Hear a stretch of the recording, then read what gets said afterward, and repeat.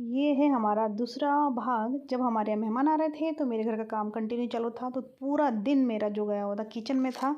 तो जैसे सुबह के टाइम पे मैं नहा धोकर आ गई हूँ। यहाँ पर पेस्ट बन रहा है बादाम बाटा का। ये भी एक बहुत अच्छी चटनी होती है जो गरम गरम चावल के साथ या पराठे रोटी के साथ भी खा सकते हैं। तो ये बादाम बाटा मेरा तैयार हो गया है। यहाँ पे मेरी बटर पनीर मसाला भी तैयार हो चुका है। तो और यहाँ पर हमने बना लिया है झुनका। झुनका भी रेडी हो चुका है। कुछ चीज़ें रेडी हो चुकी है। कुछ गरम-गरम के लिए हमने थोड़ा सोचा है कि लेट करेंगे। कुछ चीज़ें हमने ऐसी रहने दी और एक तड़का मसाला हमने ऐसे तैयार कर रखा है, जो ऊपर से हम तड़के में इस्तेमाल कर सकते हैं जब भी हमें ऐसा लगे कि तड़के में एक अच्छा लुक देना चाहिए तब। और ये सामने के देख लीजिए, हम लोगों ने अभी पूरे बच्चे लोग अभी तैयार करने सामने का जो सेटअप है बच्चे ठीक-ठाक कर रहे हैं। मैंने तो सामने का कुछ भी नहीं किया, सारे सेटअप बच्चों ने ही जमाया हुआ है। और यहाँ मेरे पकौड़े बिल्कुल तैयार हो रहे हैं, वो बन रहे हैं हमारे कड़ी पकौड़े के लिए। और तो ये पकौड़े पंजाबी पकौड़ा बन रहा है और पंजाबी ही तड़का लगेगा कड़ी में, क्योंकि ये नॉर्मल जो मैं कड़ी बनाती हूँ मेरे घर में वो कड़ी नहीं है। और मेरे हस्बैंड को मेरे हाथ की सिंपल कड़ी बहुत पसंद है। लेकिन ये जो है तड़का मैंने जो लगाया ये भी मैंने पंजाबी कड़ी ही बनाया था, बहुत थिक और बहुत गाढ़ा। और जो हमारा नॉर्मल कड़ी बनता है बहुत ज़्यादा पतला तो नहीं बनाती हूँ मैं, लेकिन हाँ लेकिन थोड़ा गाढ़ा थोड़ा पतला। और ये ज़्यादा थिक होता है, जैसे चम्मच से हम खा सकते हैं या रोटी से खा सकते हैं, इस टाइप की बनती है ये पंजाबी कड़ी। तो यहाँ पे मैंने पकौड़े निकालने की तैयारी कर ली है, ये देखिए यहाँ पर।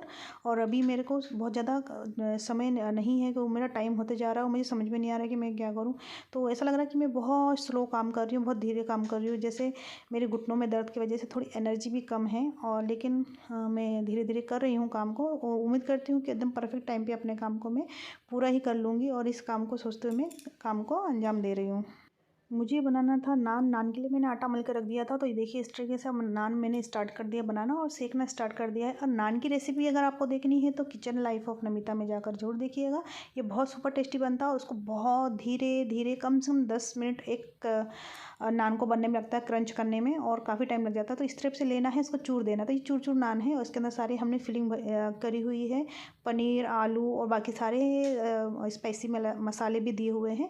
तो इस तरीके से तो आप ज़रूर बनाइएगा और ज़रूर जाके देखिएगा चूर चूर नान। और ये मैंने अपनी किचन लाइफ ऑफ नमिता में आप लोगों के साथ शेयर किया हुआ है। बहुत ही टेस्टी लगता है। और चाहे तो आप इसे छोले मसाले के छोले भटूरे छोले के साथ भी खा सकते हैं, या चाहे तो आप इसको पनीर की सब्ज़ी के साथ भी खा सकते हैं, या फिर कोई तड़का दाल के साथ भी खा सकते हैं। बहुत ही टेस्टी लगता है। और यहाँ पे आ गए हैं भैया, चाचा जी आ गए हैं, और भैया लोग अभी आने वाले हैं तो आए नहीं है। चाचा जी आके बैठ गए हैं, और मैं अभी मिली भी नहीं उनसे क्योंकि मैं लेट हूँ। और मानसी यहाँ पे काट रही है ककड़ी, यानी सैलेड की तैयारी कर रही है। हम सभी बच्चों लोगों ने मिलकर भी मेरी काफ़ी मदद की। अगर बच्चे नहीं होते तो मैं इतनी काम नहीं कर पाती थी। पहले इतनी एनर्जी होती थी कि छोटे बच्चे होते थे, मैं बच्चों को भी संभाल लिया करती थी और घर का काम भी कर लिया थी। अब धीरे धीरे एनर्जी, जैसे बच्चे बड़े हो रहे हैं, मानो शरीर से एनर्जी कम होते जा रही है। बाकी में ज़िंदगी इसी का नाम है, हर वक्त एक जैसे एनर्जी नहीं रहती है। और इसलिए बोलते हैं जीवन में बच्चों का होना बहुत ज़रूरी है, जिससे हमें अपने घर में परिवार में एक हिम्मत सी बनी हुई रहती है। तो ये मेरे बहुत सारे यहाँ पे मैंने बना रखे हैं चूर चूर नान, और कुछ बनना चालू है। पापड़ मैंने फ्राई करके रख दिए हैं। और यहाँ पर टाइम देख लीजिए, चारों तरफ मैं आपको घूम के दिखा दे रही हूँ।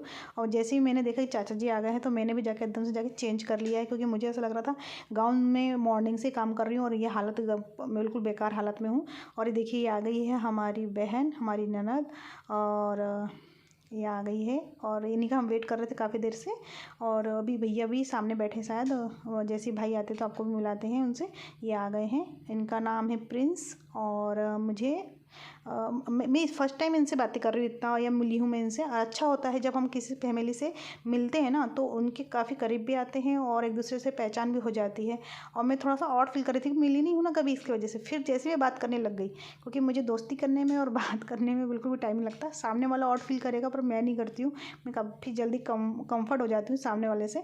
और भैया भी बहुत अच्छे थे और उनसे बातें की, और वो भी फ्री एकदम माइंड के थे बातचीत करने में। और काफ़ी अच्छा लगा उनसे मिलके मुझे। और गुड़ी मतलब एक अच्छा फैमिली, बहुत अच्छी फैमिली। मेरे को पता है मेरे हस्बैंड इतने अच्छे हैं कि वो किसी मतलब वो बारीकी जानते हैं कि नहीं, बाकी में अच्छे लोगों को अच्छा बोलने में वक्त नहीं लगाते। मतलब ये उनके अंदर बहुत अच्छा टैलेंट है, और ये चीज़ मुझे बहुत अच्छी लगती है उनकी।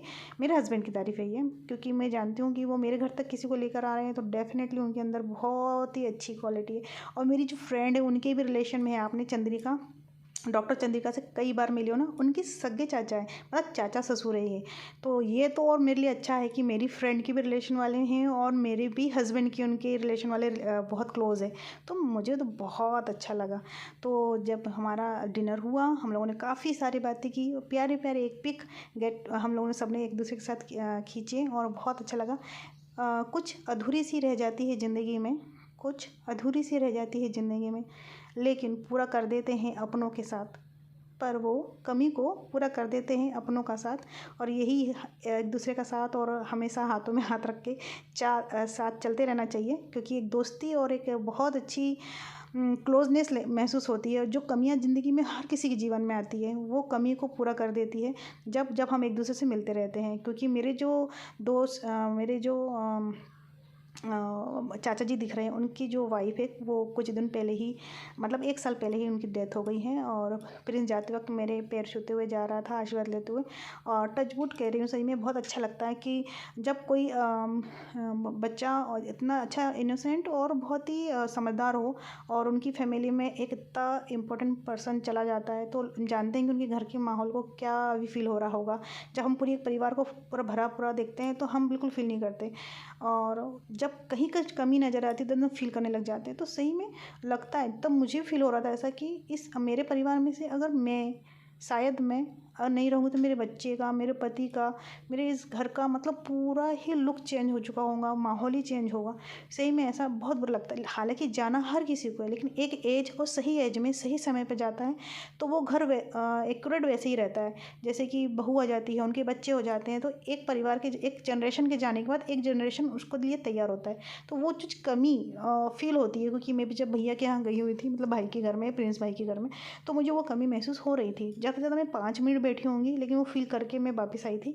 तो मुझे बहुत फील हो रहा था, लेकिन कहीं ना कहीं दिल से ये चाहती हूँ कि प्रिंस भाई की बहुत अच्छी एक मतलब बहू आए, इस परिवार को पूरा संजोए, संभाले। और ये दिल से दुआ है कि ये जल्दी से जल्दी हो और वो मोमेंट भी आप लोगों के साथ शेयर कर सकूं, क्योंकि हम चाह रहे हैं कि ये हैं प्रिंस नागपाल और इनके लिए सुंदर सी एक लड़की इनके जीवन में आए, उनके परिवार को संजोए। और जो अंकल जी हैं इस उम्र के पड़ाव पे, उनको बहुओं का, नाती का सुख देखने को मिले।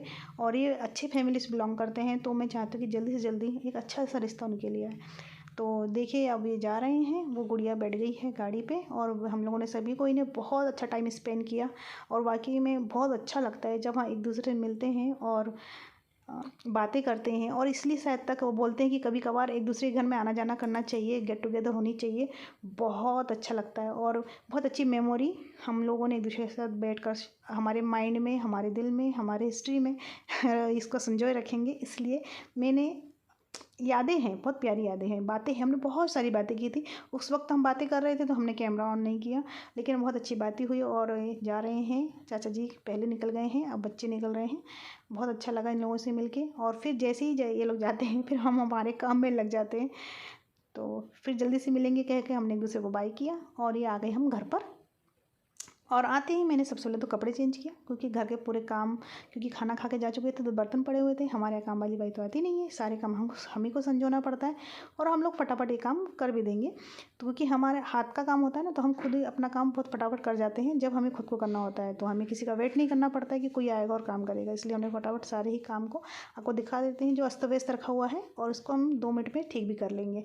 तो देखिए, सारा काम रात के हो गए थे काफ़ी टाइम, तो हमने सोचा कि थोड़ा जो बहुत ज़रूरी काम है उसको करते हैं, बाकी उसके बाद तो हम अपने ही काम मॉर्निंग में ही करेंगे। जो ज़रूरी है वो काम को पहले कर देते हैं। मानसी दिखा रही थी कि एक चूहा दौड़ के जा रहा है, तो चूहे की उसने वीडियो बना ली थी, तो मैं तब नहीं देख पाई, वो अभी देख रही हूँ। तो फिर आप लोगों से मिलते हैं कल सुबह।